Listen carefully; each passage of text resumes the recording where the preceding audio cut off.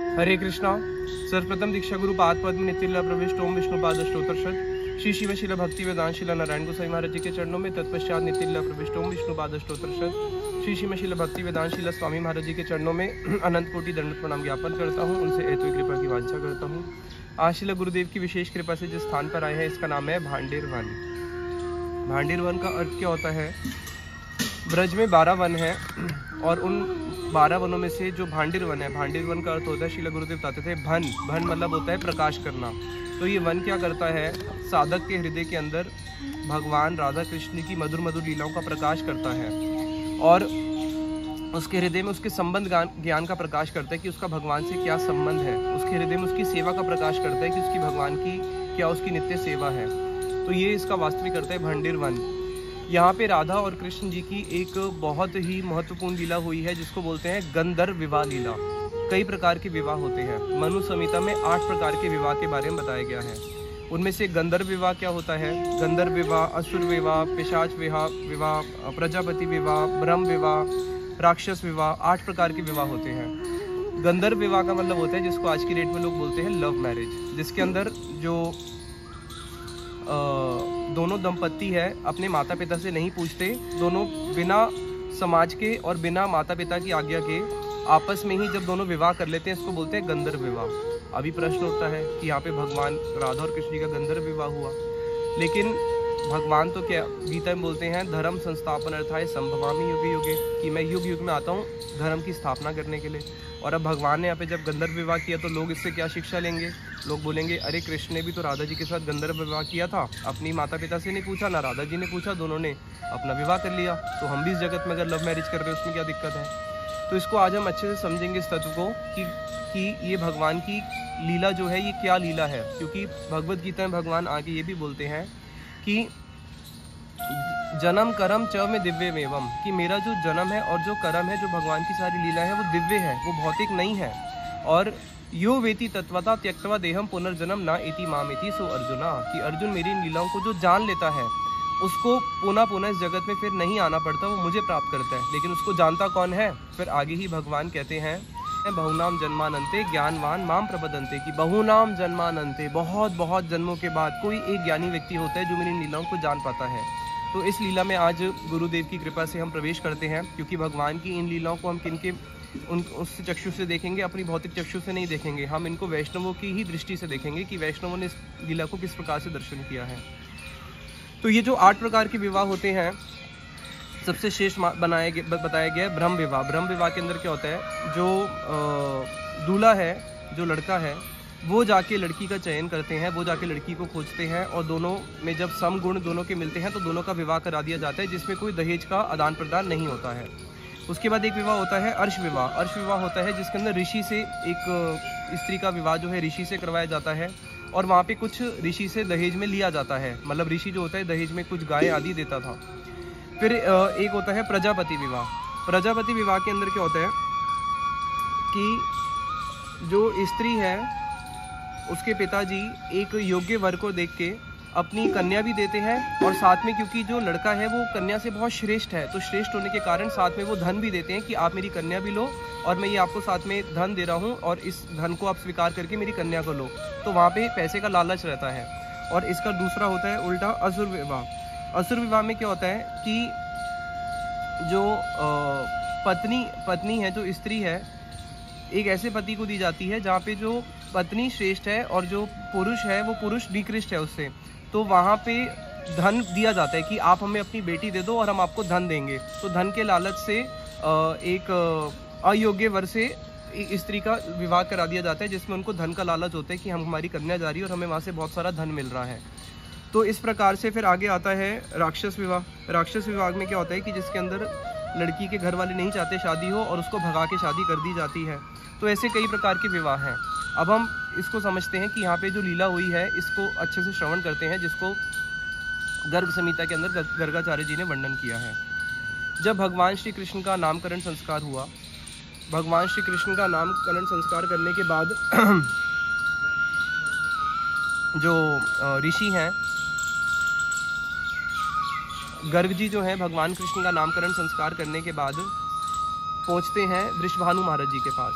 जब वृषभानु महाराज जी के पास पहुँचते हैं तो उनका ऐसा प्रभाव था, बताया गया है कि जब वो अपने सर के ऊपर छत्र धारण करके चलते थे तो साक्षात ऐसे लगता था कि इंद्र आ गए। जब वो अपने यहाँ पे अपनी जो ज्योतिष शास्त्र है, जब उसको अपने साथ में ऐसे लेके चलते थे तो ऐसे लगता था कि मानो साक्षात दूसरे ब्रह्मा आए हैं जो अपने हाथ में वेदों को लेके चल रहे हैं। जब वो अपने हाथ में गर्गाचार्य जी दंड लेके चलते थे तो ऐसे लगता था कि मानो साक्षात धर्मराज जी आए हैं। जब वो वृषभानु महाराज जी के पास पहुँचे तो वृषभानु जी महाराज जी ने उनका बहुत आदर सत्कार किया। वृषभानु महाराज जी ने उनको बिठाया, उनके चरणों की सेवा करी। साथ ही साथ में गर्गाचार्य जी से उन्होंने बोला कि महद विचरणम गृहणाम दिन चेतसाम निश्रेयसाय भगवन ना अन्यथा कल्पते क्वचित, कि हे गर्गाचार्य जी, आप तो एक ऐसे ऋषि हैं जिनका कोई भी स्वार्थ नहीं है, जो केवल हम जैसे जीवों के ही कल्याण के लिए क्या करते हैं, एक गांव से दूसरे गांव में जाते हैं। और आज तो हम सारे के सारे गोप जाति पवित्र हो गई आपके ही दर्शन करके।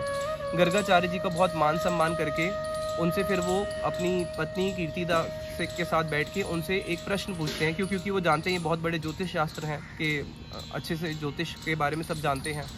तो उन्होंने बोला कि प्रभु आप मुझे ये बताइए कि जो मेरी कन्या है, जो हमारी कन्या है श्रीमती राधा रानी, उसका विवाह कब होगा और किससे उसका विवाह संपन्न होगा, मैं इसको अच्छे से जानना चाहता हूँ। क्योंकि जो भी पिता होता है उसके मन में यही लगा रहता है कि कब मेरी कन्या का विवाह होगा, उसको योग्य वर मिलेगा नहीं मिलेगा। अभी देखो प्रश्न उठता है। जब वो कृष्ण भगवान के यहाँ पे पहुँचे नंद महाराज जी के पास तो वहाँ पे हुआ है कृष्ण का नामकरण संस्कार। और जैसे ही वो राधा जी के यहाँ पे पहुँचे वृषभानु महाराज जी के पास तो वृषभानु महाराज जी पूछ रहे कि इसका विवाह कब होगा। यानी कि राधा जी जो है उस समय बड़ी थी और कृष्ण का जन्म बाद में हुआ है, पहले राधा जी का हुआ, तो राधा जी उनसे उम्र में बड़ी थी। इसके लिए भी गुरुदेव बताते थे कि किसी कल्प में तो राधा जी बड़ी होती हैं तो किसी कल्प में कृष्ण राधा जी से उम्र में बड़े होते हैं। तो ये ये जो गंधर्व विवाह वाली लीला है उस कल्प में कृष्ण छोटे हैं, राधा जी बड़ी हैं। तो वहाँ पे पूछते हैं कि बताओ मेरी कन्या का विवाह कब होगा। और आप तो एक ऐसे ऋषि हैं जो सूर्य तो केवल अंधकार का नाश करता है, आप तो अज्ञान का भी नाश करते हैं और सूर्य के समान ही आप तीनों लोकों में विचरण करते हैं। तो आप ही जानते हैं कि अच्छा वर मेरे को कहाँ पे मिलेगा, इसलिए आप ही इसका निरूपण करो। तो वहाँ पे गर्गाचार्य जी वृषभानु महाराज जी का हाथ पकड़ के पास में ही यमुना के तट पर उनको लेके चले जाते हैं और वहाँ पे एक निकुंज के अंदर, जहाँ पे जन शून्य स्थान, जहाँ पे किसी का आना जाना नहीं है, एक गुप्त स्थान में लेके जाते हैं और उनको बोलते हैं कि देखो आपके महल में तो अनेक लोग थे, वहाँ पे मैं रहस्य प्रकाश नहीं कर सकता था, अब मैं आपको एक बहुत बड़ा गुप्त रहस्य बताने वाला हूँ। ये जो असंख्य ब्रह्मांड हैं, जितने भी असंख्य ब्रह्मांड हैं, इनके जो एकमात्र मालिक हैं, जो कि बड़े बड़े जो देवता हैं, देवता भी जिनके अधीन हैं, वो हैं भगवान श्री कृष्ण। और उन्होंने ही नंद महाराज जी के यहाँ पे जन्म ग्रहण किया है। तो इसको सुन के वृषभानु महाराज जी बोलते हैं नंद महाराज जी का तो क्या सौभाग्य है कि इनके यहाँ पे साक्षात त्रिलोकीनाथ भगवान कृष्ण ने अवतार लिया है। तो फिर आगे ही गर्गाचार्य जी बोलते हैं कि देखो वो तो धन्य हैं ही हैं, लेकिन आप भी धन्य हो, क्योंकि उसी गोलोक धाम के अंदर जो भगवान श्री कृष्ण की जो उनकी अपनी नित्य, जो उनकी अपनी सखी है, जो उनकी अपनी नित्य, जो उनकी श्री है, वो है श्रीमती राधा रानी। तो ये श्रीमती राधा रानी जिन्होंने आपके घर पे जन्म लिया है वो कोई साधारण कन्या नहीं है, वो उसी भगवान की कौन है, शक्ति है। और वृषभानु महाराज जी जैसे ही इसको सुनते हैं साथ ही साथ में वो बड़े आनंदित और विस्मय में हो जाते हैं। और यद्यपि उनको मना किया था कि किसी को बताना नहीं, लेकिन वो अपने आप को नहीं रोक पाते और अपनी धर्मपत्नी कीर्तिदा को बता ही देते हैं। और फिर आगे उनको गर्गाचार्य जी बताते हैं कि देखो कीर्तिदा जी और वो दोनों उनसे मिलकर प्रश्न पूछते हैं कि अब आप ही बताओ कि कैसे इन दोनों का विवाह संपन्न होगा। और जब आपने इतना खुशखबरी दी है कि यही उनकी नित्य श्री है, यही उनकी नित्य पत्नी है, तो अब हम चाहते हैं कि इन दोनों का विवाह के बंधन में इनको आप ही बांधो, सारे मंत्र आप ही पढ़ो और पूरा जो विवाह है उसका पूरा संपन्न आप ही करो। तो गर्गाचार्य जी कहते हैं कि देखो ये विवाह मैं नहीं रचूंगा, ये विवाह जो है साक्षात इन दोनों का विवाह होगा, भांडिर वन में इनका विवाह होगा और वहाँ पे साक्षात ब्रह्मा जी आके ही इन दोनों के वेदों के मंत्रों को पढ़ के इनका विवाह करेंगे। तो इतना सुन के वो बड़े आनंदित होते हैं। गर्गाचार्य जी उनको आगे और बताते हैं वृषभानु महाराज जी को और कीर्तिदा सुंदरी को कि देखो संसार में जितने भी लोक हैं उन सारे लोकों में सर्वश्रेष्ठ है ये गोलोक धाम। और ये जो गोलोक धाम में जितने भी ये ब्रजवासी हैं, जितनी भी ये सारी सखियां हैं, ये सारी की सारी सखियां कौन है, गोपियां, सब राधा जी का ही प्रकाश है। आनंद चिन्मय रस प्रतिभाविता भी ताबिर निज रूप तया कला भी। और यहाँ पे जितने भी ये जो ब्रजवासी हैं, ये सारे के सारे ब्रजवासी उस धाम से ही इस धाम में अवतरित हुए हैं।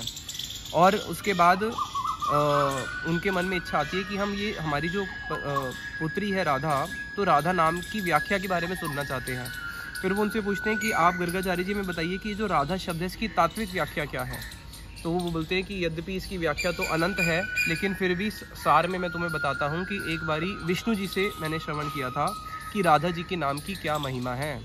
रा आ धा आ, यानी कि रा आकार का अर्थ है रमा।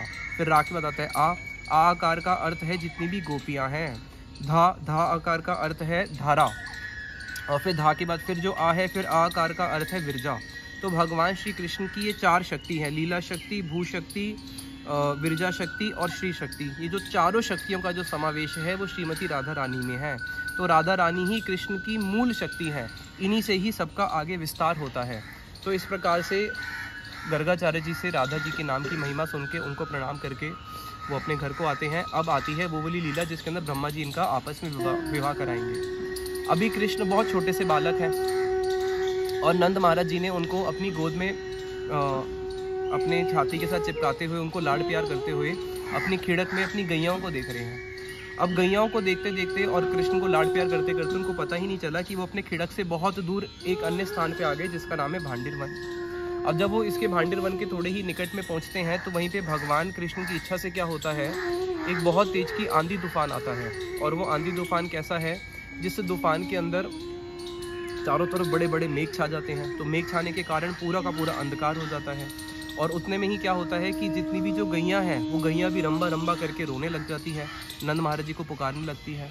और कृष्ण भी इतने भयभीत हो जाते हैं कि वो भय के कारण आंखों में आंसू भरते हुए नंद बाबा जी का और आलिंगन कर लेते हैं कि अब क्या होगा, क्योंकि उसके अंदर जो इतनी तेज की आंधी चल रही है, बड़ी ही भयानक उसमें आवाज़ें चल रही हैं। उस आवाज़ को सुन के कृष्ण जो है बिल्कुल डर जाते हैं। और उतने में क्या होता है, जितने भी यहाँ पे वृक्ष थे, वृक्ष की बड़ी बड़ी डालियाँ जो है वो गिरने लगी और चारों तरफ आसमान में जो है बड़े बड़े पत्ते और ये वृक्ष की डालियाँ इधर उधर हवा में एक स्थान से दूसरे स्थान पे जा रही हैं। अब नंद महाराज जी को भी जब कृष्ण रोने लगते हैं उनको भी भय लग जाता है, क्योंकि आसपास कोई व्यक्ति भी नहीं है और उतने में उनको गैयाओं को भी देखना है और अपने पुत्र कृष्ण को भी देखना है। उतने में ही क्या होता है, वहाँ पे भगवान कृष्ण की इच्छा से साक्षात राधा रानी प्रकट हो जाती है। और राधा रानी जब वहाँ पे प्रकट होती है तो राधा रानी बिल्कुल देवी के स्वरूप में प्रकट होती है, क्योंकि राधा जी बिल्कुल किशोरी हैं उस समय। तो वो किशोरी रूप में जब प्रकट होती हैं और उतने में जो कृष्ण है वो पिताजी को ऐसे पकड़ के बैठे हैं और नंद महाराज जी को गैयाओं को भी देखना है। तो उतने में वो क्या करते हैं, उस किशोरी को जैसे ही देखते हैं तो किशोरी मानो वहाँ पे वो उनको देवी के रूप में दर्शन करते हैं। उनको लगता है कि हाँ वास्तविक में कोई देवी आई है जो हमारी रक्षा करेगी। तो उतने में वो क्या करते हैं, कृष्ण को राधा जी के पास दे देते हैं। और उससे में कैसा उन्होंने वो देखा कि एक तरफ तो चारों तरफ अंधकार ही अंधकार है और उस अंधकार में पूरा मेघों से आच्छादित वहाँ पे साक्षात राधा रानी बिल्कुल कोटि कोटि सूर्य के सम प्रकट हुई है। तो उन्होंने देखा कि अंधकार से तो तेज में ही जाना अच्छा है, तो कृष्ण को इनको दे देता हूँ। और वहाँ पे बड़ी ही भयंकर वहाँ पे तूफान की जो भय उत्पन्न करने वाली जो वहाँ पे ध्वनि उठ रही है। और यहाँ पे राधा जी जब आई हैं तो उनके चरणों में से बड़ी ही सुंदर सुंदर नुपुर की मधुर ध्वनि बज रही है। और एक तरफ तो वहाँ पे क्या है, जो बड़ी बड़ी वृक्ष और लताएं हैं उनकी गिरने की वहाँ पे आवाज़ आ रही है। तो दूसरी तरफ राधा जी ने जो हाथ में बाजूबंद पहना हुआ है, जो उनके नख में बेसर है, जो उनके चरणों में जो पायल है, उसकी बड़ी ही सुंदर सुंदर झंकार आ रही है। तो वहाँ पे फिर वो क्या करते हैं, राधा जी को कृष्ण को सौंप देते हैं। अब उतने में ही राधा जी कृष्ण को लेके इस स्थान पे आती है। और राधा जी जब कृष्ण को इस स्थान पे लेके आती है तो वापस से सारा का सारा तूफान चले जाता है, वसंत ऋतु उत्पन्न हो जाती है। और वहाँ पे जो वृंदावन की जो शोभा है, वो जो शोभा है, पूरा वृंदावन अपनी शोभा को प्रकट करता है। और कृष्ण भी वहाँ पे किशोर का रूप धारण कर लेते हैं।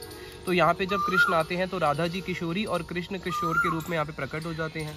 जितनी भी उनकी जो अष्ट सखियाँ हैं और जो राधा जी की और अन्य सखियाँ हैं, वो सारी की सारी सखियाँ स्थान पे आ जाती है। वृंदावन रम्य स्थान, वृंदावन इतना सुंदर रम्य स्थान है जहाँ पे दिव्य चिंतामणि धाम, ये पूरा का पूरा धाम चिंतामणि का बना हुआ है। और यहाँ पे बड़ा ही सुंदर रत्नवेदी प्रकट हो जाती है।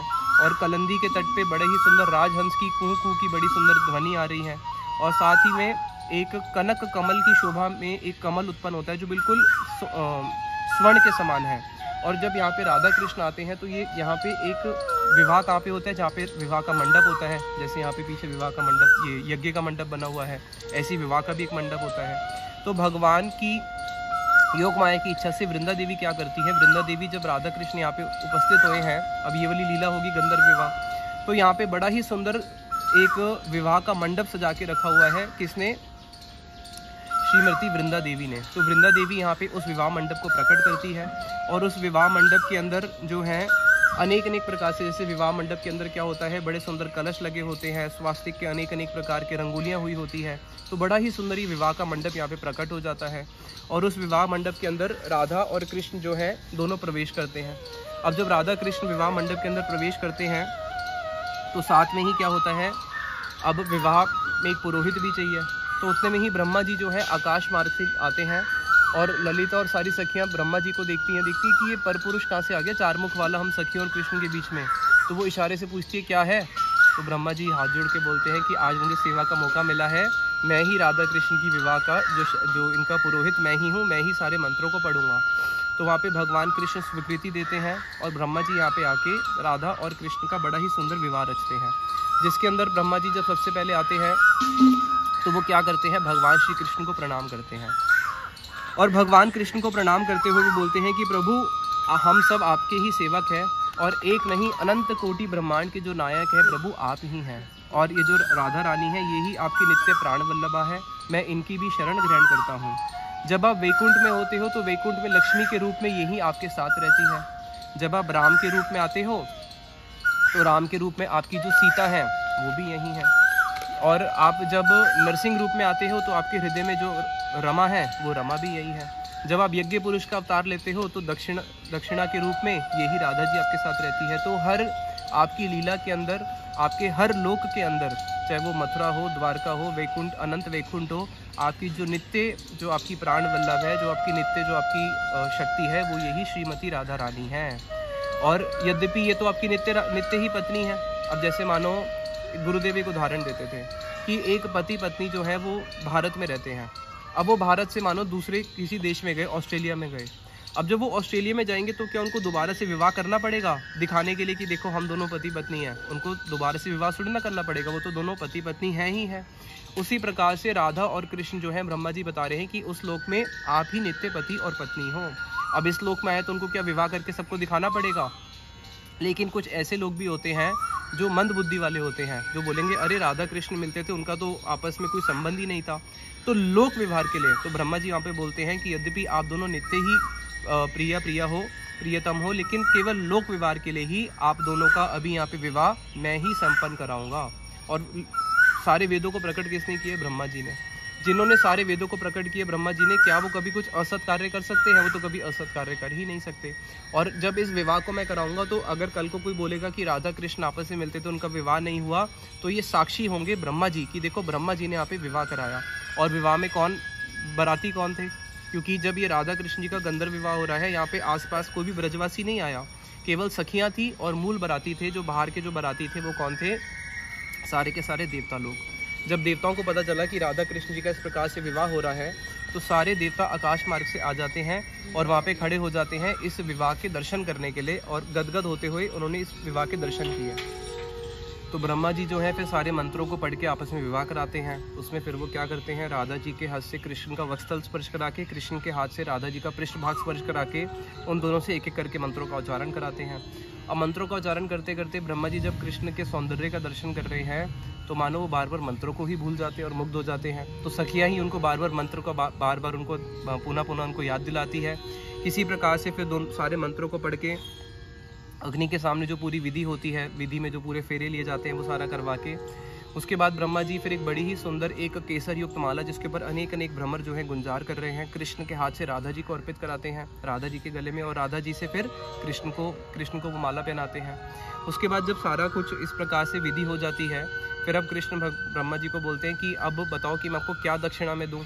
तो ब्रह्मा जी गदगद कंठ से बोलते हैं कि प्रभु मेरे को केवल आप दोनों की युगल की भक्ति मिले, राधा और कृष्ण आप दोनों की युगल सरकार जो है आपके चरणों में मेरी हमेशा रति मति बनी रहे, बस आप मुझे यही वर दीजिए कि मुझे जन्म जन्म में केवल आपकी भक्ति मिले, यही मेरी वास्तविक दक्षिणा है। तो इसको तथास्तु बोलते हैं। अब जैसी तथास्तु बोलते हैं तो ब्रह्मा जी फिर क्या करते हैं वो जानते हैं क्या, राधिका चरण रेणु भूषणे करिया तनु अनायासे पाबे गिरिधारी कि राधा जी के चरणों की अगर रेणु मिल जाए तो अनायास से पावे गिरिधारी, फिर तो कृष्ण बहुत अनायास ही मिल जाते हैं, जिनको प्राप्त करना बहुत ही कठिन है। फिर राधा जी के चरणों में पुनः पुनः ब्रह्मा जी प्रणाम करते हैं। उस रज को लेकर राधा जी के चरणों की भूषण करिया तनु उसको अपने पूरे शरीर पे लेपते हैं, अपने पूरे मस्तक में लेते हैं, और उन दोनों युगल सरकार को प्रणाम करके उनकी परिक्रमा करके फिर वो चले जाते हैं वापस अपने ही लोक को। अब उसके बाद सखियाँ बोलती है कि देखो भाई, जो विवाह की आदि रीति तो ब्रह्मा जी करके, बाकी की आदि अब हम करेंगी, क्योंकि सखियाँ भी अपना करेंगी। तो सखियाँ फिर क्या करती हैं, सखियाँ जो हैं बड़ा ही जो चतुर प्रकार के जो अन्न होते हैं, चरवे चुष्य लेह पेह रसमय, 4 प्रकार के जो चतुर्विधा जो अन्न होता है वो बड़ा ही सुंदर पकवान लेके आती हैं। और राधा जी फिर कृष्ण को और कृष्ण राधा जी को दोनों को एक दूसरे को खिलाते हैं।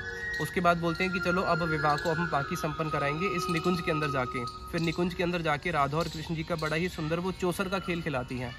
अब चौसर का खेल खिलाने के बाद बोलती हैं कि देखो, अगर कृष्ण हारे तो बताओ कृष्ण तुम्हारा क्या दंड है, और अगर राधा जी हारी तो उनका क्या दंड है।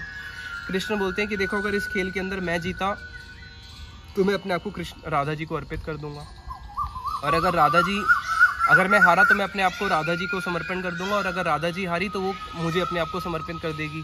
तो ललिता बोलती है, अरे वाह, चट भी मेरी पट भी मेरी। तो वहाँ पे बड़ा ही सुंदर उनका चौसर खेल होता है। अब जब राधा कृष्ण जी का चौसर खेल हो रहा होता है, क्योंकि विवाह के बाद एक खेल होता है और उस खेल के अंदर देखा जाता है कि कौन जीतेगा, जो जीतेगा वो ही हमेशा उसके ऊपर हावी रहेगा। अगर पुरुष जीता तो वो स्त्री के ऊपर हावी रहता है पूरा जीवन, स्त्री जीती तो वो पुरुष पे हावी रहती है। तो वहाँ पे जब ये इस प्रकार से खेल हो रहा होता है तो खेल के अंदर कृष्ण का मन भटकाने के लिए वहाँ पे विशाखा बोलती है कि कृष्ण, आज तो तुम विवाह करने के बाद बड़े ही गोरे गोरे नजर आ रहे हो, वैसे तो तुम शाम नजर आते थे, आज जो तुम इतने गोरे नजर आ रहे हो, तुमने ऐसा कौन सा कोई उटबटन लगाया है क्या, ऐसा कुछ तुमने कोई लेप लगाया जो तुम आज इतने गोरे नजर आ रहे हो। तो उतने में ही सखी बोलती है कि अरे नहीं नहीं, तुझे पता नहीं है, कृष्ण तो पहले ही गोरे थे, कृष्ण का तो जन्म हुआ वो गोरे थे, उनको तो गोपियों ने काला कर दिया। तो कृष्ण कहते हैं, अरे तुमने मुझे कैसे काला कर दिया। तो गोपियाँ बोलती है कि देखो कृष्ण, हमने तुम्हें अपने नेत्रों में बसाया है ना, और नेत्रों में गोपियाँ काजल लगाती है, इसलिए तुम काले हो गए। तो बात में कृष्ण को इस प्रकार से हास परिहास करते हुए पता ही नहीं चलता कृष्ण को कि कब कृष्ण चौसर में हार जाते हैं और राधा जी जीत जाती हैं। कृष्ण हार गए और राधा जी जीत जाती हैं। तो इस प्रकार से फिर वो यमुना के तट पे जाते हैं, कुंज के अंदर अनेक लीला करके फिर यमुना जी में जल विहार की लीला होती है।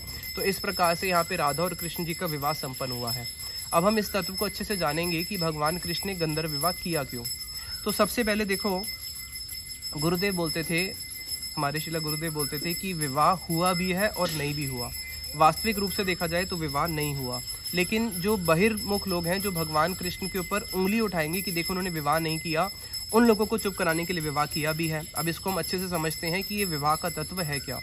भगवान श्री कृष्ण के गोलोक धाम के अंदर 2 प्रकोष्ठ हैं, एक है आंतरिक प्रकोष्ठ, एक है बाह्य प्रकोष्ठ। जो आंतरिक प्रकोष्ठ है वहाँ पे भगवान परकीय लीला का स्वादन करते हैं, और बाह्य प्रकोष्ठ के अंदर स्वकीय लीला है, जिसके अंदर राधा कृष्ण का विवाह हुआ है और राधा कृष्ण साथ में ही रहते हैं। लेकिन जो आंतरिक प्रकोष्ठ है, जहाँ पे परकीय रस का स्वादन करते हैं, उसमें क्या होता है, राधा जी का विवाह अन्य किसी गोप से होता है और कृष्ण उनसे छुप छुप के मिलते हैं, जिसको बोलते हैं परकीय रस। और ब्रज में जो सबसे श्रेष्ठ रस है वो क्या है, परकीय रस। जय जय परकीय रस सर्व रस सार। परकीय रस जो है सारे रसों का सार है। तत्र एव कांत भावस्य शिष्टस्य शास्त्र सम्मता, और शास्त्र की सम्मति के अनुसार ये सबसे ऊंचा रस माना जाता है उपपत्ति भाव। इस जगत के अंदर वो निंदनीय है, लेकिन उस जगत के अंदर वो वंदनीय है। अब ये उपपत्ति भाव क्या है, इसको हम समझेंगे। अब ये जो परकीय रस है, इस परकीय रस के अंदर 4 ऐसी चीजें होती है जो इसको स्वकीय रस से श्रेष्ठ बनाता है। सबसे पहले दुर्लभता, जिसके अंदर राधा और कृष्ण का मिलना बहुत दुर्लभ हो जाता है। और गुरुदेव इस बात को बोलते थे, विवाह तो वहाँ पे होता है जहाँ पे 2 लोग हों, पति और पत्नी होंगे, पुरुष और स्त्री होंगे, तभी तो विवाह होगा। और राधा और कृष्ण तो 2 है ही नहीं, वो तो एक ही है। राधा पूर्ण शक्ति, कृष्ण शक्तिमान, 2 ही वस्तु, भेद नहीं। शास्त्र प्रमाण करते हैं कि दोनों में भेद है ही नहीं। जिस प्रकार से अग्नि और अग्नि की जो उसकी दाहिका है उसमें भेद नहीं है, जिस प्रकार से चंद्रमा और चंद्रमा की किरणों में भेद नहीं है, जिस प्रकार से कस्तूरी और कस्तूरी की गंध में भेद नहीं है, उसी प्रकार से राधा और कृष्ण में भेद नहीं है। तो इसलिए जहाँ पे दोनों ही एक है तो फिर विवाह किस बात का। फिर गुरुदेव दूसरा बोलते थे, विवाह में तो कन्यादान भी होता है, तो कन्यादान किसने किया। तीसरा गुरुदेव बोलते थे, विवाह के बाद क्या होता है, जो कन्या है वो पुरुष के साथ चली जाती है, लेकिन कृष्ण अपने यहाँ चले गए, राधा जी अपने यहाँ चली गई। तो इसलिए देखा जाए तो परकीय रस ही ब्रज में श्रेष्ठ है, जिसमें राधा जी का विवाह अभिमन्यु से होता है और कृष्ण से छुप छुप के मिलते हैं। अभी परकीय रस क्या है, जिसके अंदर दुर्लभता, दुर्लभता का अर्थ है कि दोनों का मिलना बहुत दुर्लभ हो जाता है। अब पति पत्नी तो जब भी चाहे मिल सकते हैं, लेकिन परकीय रस के अंदर जितना प्रेम में मिलन दुर्लभ होता रहता है, उतना प्रेम जो है और वर्धित होता रहता है। हे सजनी कबे मोरा हई बेसुदीना, से प्राणनाथेर संगे कबे बाफिरी बोरंगे, सुखमय यमुना पुलीना। एक सखी दूसरी सखी को बोल रही कि कबे मोरा हईबे सुदीना, कब मेरा ऐसा दिन होगा कि से प्राणनाथेर संगे, मैं अपने कृष्ण प्राणनाथ के साथ और क्या करूंगी, फिरी वो रंगे, मैं अपने प्राणनाथ के साथ यमुना के तट पे क्या करूंगी, टहलूंगी, यमुना के तट पे जाके उनके साथ यमुना की और कुंजों की शोभा के दर्शन करूंगी। तो उसको इंतजार रहता है कि कब मैं कृष्ण के दर्शन करूंगी। और प्रेम जो होता है, इस दुर्लभता के कारण ये परकीय रस श्रेष्ठ है, क्योंकि क्या करता है, दोनों का आपस में मिलन और दुर्लभ करा देता है। और कई बारी तो कृष्ण को क्या करना पड़ता है, पूरी पूरी रात उनको जावट, जहाँ पे राधा जी का विवाह हुआ है उसके पास में ही कृष्ण क्या करते हैं, बैठ के कोयल की आवाज़ निकालते रहते हैं पूरी पूरी रात। और राधा जी बोलती है कि मुझे कोयल के जाके दर्शन करने हैं। जटिला कुटिला रोक देती है, नहीं किसी कोयल के दर्शन नहीं करने, हमें पता है क्या इसमें गुप्त, क्या इसमें राज छुपा हुआ है। और पूरी रात कृष्ण कोयल की आवाज़ कुहू कुहू निकालते रहते हैं उस कोसी में बैठ के, कोकिला वन में, और राधा जी उसको श्रवण करती रहती हैं। तो ये प्रेम जो है और दुर्लभ, जैसे ही इसमें आपस में दोनों का मिलन दुर्लभ होता है, उतना ही उसको प्रेम को और वर्धित करता है। फिर दुर्लभता के बाद दूसरा इसमें आता है निवारणता। निवारणता का अर्थ क्या है, जैसे जो पत्नी है वो कभी भी पुरुष को निवारण नहीं करती, क्योंकि उसका उसके ऊपर अधिकार है, लेकिन यहाँ पे तो कृष्ण का कोई अधिकार नहीं है। तो जिसमें गोपियाँ क्या करती है, कृष्ण को या ही माधव या ही केशव माँ विद के तब वदम, जिसके अंदर कि जो गोपियाँ हैं वो कृष्ण को या ही माधव, उनको रोक देती है कि नहीं नहीं कृष्ण, आज हम तुम्हें नहीं आने देंगे। सखियाँ जो है कृष्ण को रोक देती है कि आज तुम्हारा कोई कुंज में प्रवेश नहीं है, राधा जी ने मना किया, आज आपको किसी प्रकार से कुंज में प्रवेश नहीं मिलेगा। निवारणता, वो क्या करता है, प्रेम को और वर्धित कर देता है। क्यों, पहले ही दोनों का मिलन दुर्लभ है। अब मिलन दुर्लभ होने पर भी जब दोनों मिलने के लिए जा रहे हैं, वहाँ पे सखियाँ क्या करती हैं, या राधा जी क्या करती हैं, कृष्ण को निवारण कर देती है कि नहीं आज मिलन नहीं मिलने देंगे, तो वहाँ पे प्रेम और पुष्ट हो जाता है। फिर तीसरा आता है वामता। वामता का अर्थ है कि जिसके अंदर राधा जी जो है वाम्य भाव धारण करती है। कभी भी पत्नी वाम्य भाव धारण नहीं करेगी, पत्नी हमेशा पति परमेश्वर होता है और जो बोलेगी उसकी आज्ञा को मानेगी। लेकिन यहाँ पे गोपियाँ वाम्य भाव धारण करते हुए कृष्ण को क्या करती हैं, गोपी यदि मान करे कर ए बरसन, वेद स्तुति है तैसे ही हरे मोर मन। गोपियाँ मान करके वाम्य भाव धारण करके कृष्ण की निंदा, कृष्ण को गाली देती हैं, और कृष्ण कहते हैं कि वही गालियाँ मेरे मन को भर लेती है और वही मेरे लिए स्तुति से बढ़कर है। और उस वाम्य भाव के अंदर जब राधा जी मान कर लेती हैं तो कृष्ण उनका मान तोड़ने के लिए कैसे कैसे प्रार्थना करते हैं कि फल मोहे एता उरोष, जगत विदित दासक दोष। अरे तुम मेरे ऊपर क्यों इतना रोष कर रही हो, पूरा जगत जानता है कि इस दास का ही दोष है। जिसके अंदर कृष्ण राधा जी के सामने क्या करते हैं, अपना मोर मुकुट भी उनके चरणों में अर्पित कर देते हैं। कभी भी पति अपनी पत्नी के चरणों को स्पर्श नहीं करेगा। तो वाम्य भाव के अंदर कृष्ण क्या करते हैं, अपने ही आपको नीचा मानते हुए उनको बोलते हैं कि मेरा ही तो सारा दोष है। आमिया बिनु जेना ही जिए, मान त्रास कुल त्राशी की, ये सखी बोलती है। अरे जो तुम्हारे अमृत रूपी वचन के बिना अपने प्राणों को धारण नहीं कर सकते, ऐसी कृष्ण के प्रति तुमने क्यों मान किया हुआ है। तो वाम्य भाव, जिसके अंदर गोपियाँ वाम्य भाव धारण करती है, और वाम्य भाव धारण करने के कारण कृष्ण का मिलना अब और दुर्लभ हो जाता है। तो इस कारण से परकीय रस और आगे बढ़ जाता है। फिर होता है प्रचंड कामता। तो ये चार गुण ऐसे हैं जो परकीय रस को क्या करते हैं, श्रेष्ठ बना देते हैं।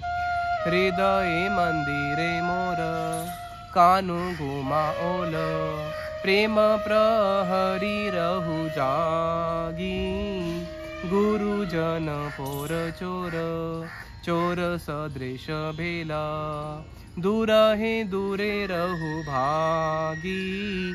गोविंद दास जी बताते हैं कि देखो ये क्या है परकीय रस, जिसके अंदर सखी बोल रही है कि मेरे हृदय मंदिर के अंदर कृष्ण विश्राम करते हैं, और जैसे ही कृष्ण ने मेरे हृदय के अंदर आके विश्राम किया, उसी दिन से क्या हुआ, प्रेम प्रहरी रहू जागी।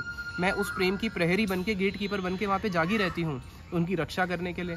और गुरुजन पौर चौर सदृश भेला, जितने भी मेरे हृदय के अंदर जो मेरी गुरुजनों के प्रति आसक्ति थी, संसार के प्रति आसक्ति थी, वो सारी की सारी आसक्ति क्या है, वो सब चोर के समान है। और कृष्ण जो है जैसे ही वहाँ पे आए तो क्या होता है, चोर भाग जाता है। तो मेरे हृदय की सारी आसक्तियाँ जो है वो चोर के समान भाग चुकी है, और दूरे रहू भागी, सारी आसक्तियाँ भाग चुकी है। तो ये परकीय रस क्या करता है, कृष्ण के प्रति प्रचुर कामता, जिसके अंदर गोपियाँ जो है पति सुतान वये भ्रातिर बांधवान, अपने पति सुत अन्वय अपने भ्रातृ बांधवान सबको त्याग देती हैं, किसके लिए? कृष्ण के प्रति। जब विवाह हो जाता है तो प्रेम बढ़ जाता है। गुरुदेव बोलते थे कि कृष्ण का जब द्वारका में विवाह हुआ, आगे 10-10 पुत्र हुए, तो प्रेम जो था पति का पत्नी और 10 पुत्रों में बढ़ गया। लेकिन परकीय रस के अंदर जो प्रेम है वो सारी जगह से कट के, सारी जगह से हट के केवल एकमात्र कृष्ण में लग जाता है। इसलिए ये परकीय रस जो है सबसे श्रेष्ठ है, और ब्रज में इसी परकीय रस का ही आस्वादन करते हैं भगवान श्री कृष्ण। और जो एक साधक है वो भी इसी की ही कामना करता है, जिसलिए भक्ति विनोद ठाकुर जी ने बड़ी ही सुंदर प्रार्थना करी है। इस प्रार्थना के साथ यहाँ पे वाणी को विश्राम देंगे। देखिते देखिते भूलिबो वा कबे, निज स्थूल परिचय, नयने हेरिबो ब्रजपुर शोभा, नित्य चेदानंदमय, वृषभानुपुरे जन्म होइबो, जावटे विवाह हबे, ब्रज गोपी भाव होइबे स्वभाव, अन्य भाव ना रहिबे। यही सिद्धि है कि वृषभानुपुरे जन्म हइबो, कि कब ऐसा होगा मेरा वृषभानुपुर बरसाना में जन्म होगा, और जावटे विवाह होबे, और किसी गोपी के घर से वृषभानुपुर में जन्म लेने के बाद जावट में मेरा विवाह हो जाएगा, और उसके बाद जावट में विवाह होने के बाद फिर कब मैं उस परकीय रस का आस्वादन कर पाऊंगी। यही वास्तविक में परकीय रस ही ब्रज का जो है सारे रसों का सार है। तो ये जो स्थान है, ये वो स्थान है जहाँ पे भगवान राधा और कृष्ण जी का बड़ा ही सुंदर ब्रह्मा जी ने लीला रची है। तो इस स्थान से पुनः पुनः यही प्रार्थना करते हैं। गुरुदेव बोलते थे ये स्थान प्रकाशित करता है। यही हम इससे प्रार्थना करते हैं कि हमारे हृदय में भी वो लीला स्फुरित हो। निताई गौर प्रेमानंदे हरि हरि बोल।